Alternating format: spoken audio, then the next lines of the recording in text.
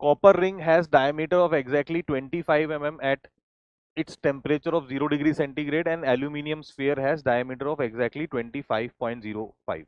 Okay, at its temperature of the 100 degree centigrade, the sphere is placed on the top of the ring, and two are allowed to come to the thermal equilibrium. Heat being lost to the surrounding the sphere just passes का मतलब दोनों का diameter same हो गया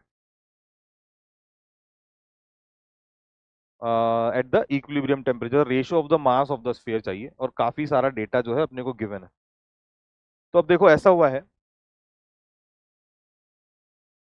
कि अगर बात करें कि भाई ये कोई स्फीयर है, और अब मेरे पास एक रिंग भी है, ये रिंग है ना, इस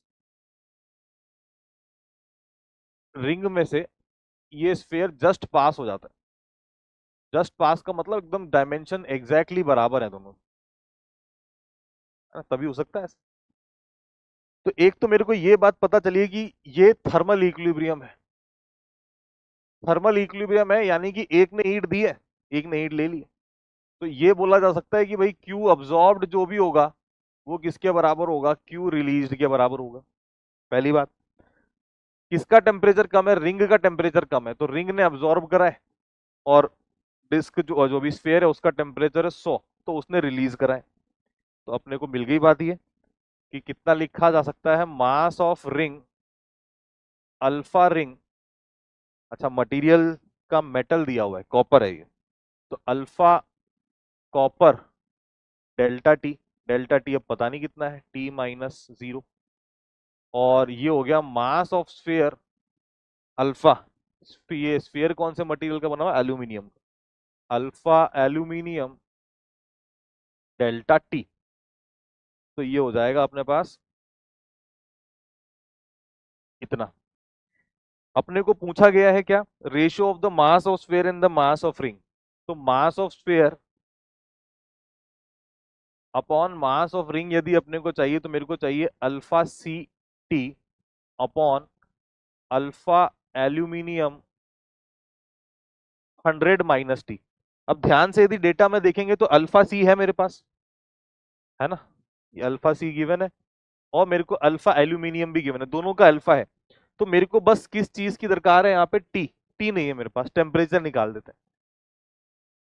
तो ये तो मैंने सिर्फ थर्मल एक्सपेंशन या थर्मल इक्विलिब्रियम वाला फंडा यूज किया। एक फंडा और यूज किया जा सकता है यहाँ पे, कौन सा वाला, कि दोनों का डायमीटर सेम हो जाना चाहिए, हो जाना चाहिए। तो अपन ये बोल सकते हैं कि भाई कि जो भी D1 या डी रिंग और डी स्फीयर है वो सेम होना चाहिए। तो इसके लिए लिखा जा सकता है 25 1 प्लस,